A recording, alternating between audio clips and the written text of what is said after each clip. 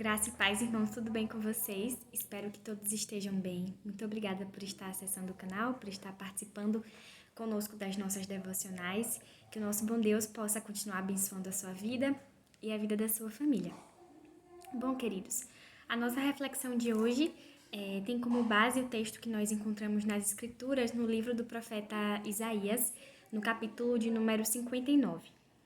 Eu não farei a leitura de todo o capítulo, né? Mas fica aí como uma tarefa para você de casa, ler todo esse capítulo, meditar com a sua família, após ouvir essa reflexão.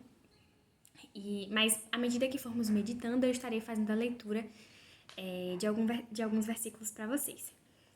Diz assim a palavra do Senhor: Confissão da maldade nacional.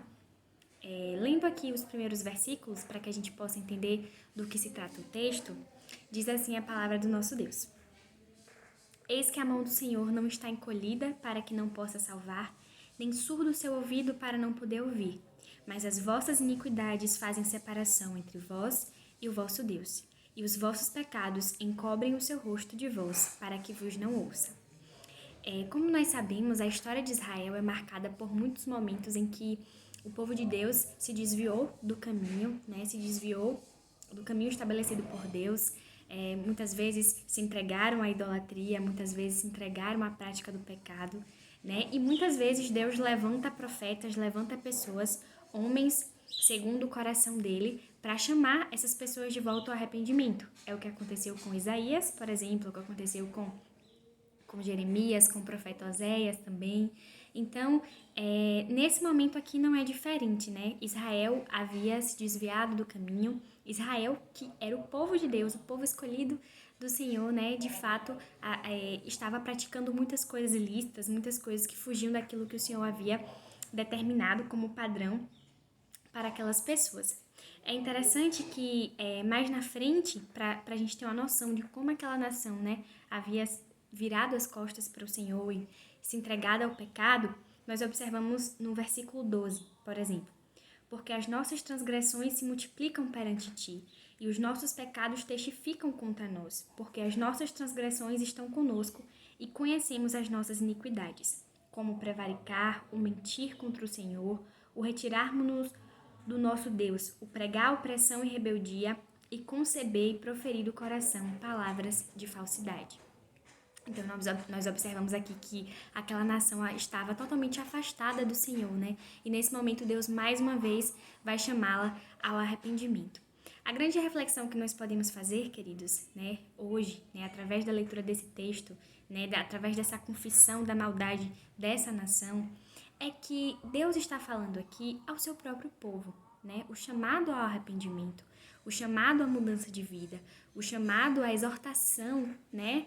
A utilização de um profeta para chamar esse povo de volta é ao próprio povo de Deus, é a própria nação de Israel, nação conhecedora da palavra do Senhor, nação que conhecia o Senhor, que sabia qual era a verdade, qual caminho seguir, e que mesmo assim se desviou, né, a ponto de haver essa separação, como o versículo 2 nos ensina, né, porque as iniquidades separam, fazem essa separação.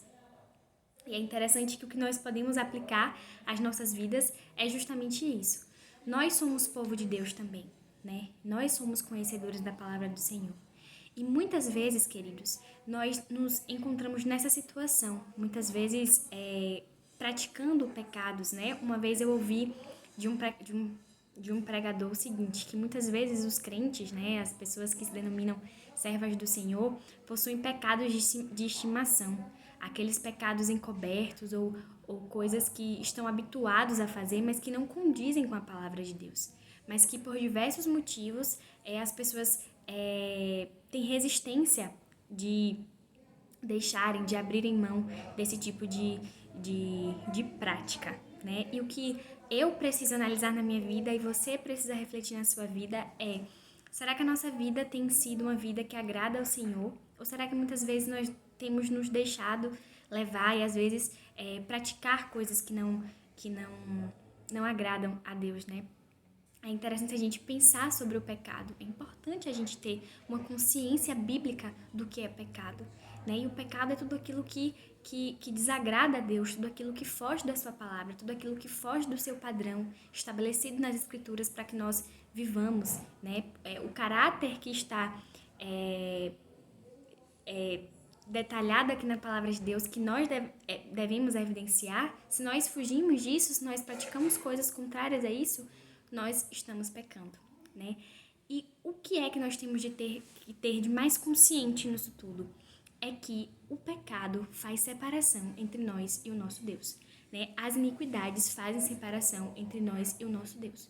Então não tem como dizermos e fingirmos viver uma vida cristã, viver a caminhada cristã, se nós ainda estivermos na prática do pecado. É claro que aqui não estamos falando de perfeição, né? Sabemos que aqui na Terra, enquanto estivermos ainda sob a carne, né? Sob essa condição carnal, nós estamos suscetíveis à queda, nós estamos suscetíveis ao erro, porque nós não somos perfeitos. Todos pecaram e carecem da glória de Deus. Mas o que estamos falando aqui é da continuidade da prática do pecado, né? É de uma vida em pecado. Não é compatível com o padrão estabelecido para o cristão. Não é compatível para aquelas pessoas que nasceram de novo. Se nós nascemos de novo, nós precisamos viver segundo o coração de Deus, né? Viver segundo a vontade do Pai.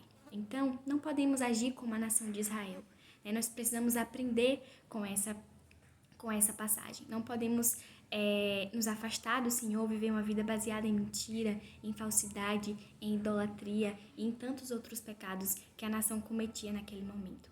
Mas esse chamado de arrependimento que naquele momento Deus fez àquela nação, Deus também nos faz todos os dias para nos analisarmos, nos examinarmos e vermos qual caminho estamos seguindo. Não podemos achar que apenas porque frequentamos a igreja, porque nos denominamos cristãos, nós devemos parar de lutar contra o pecado.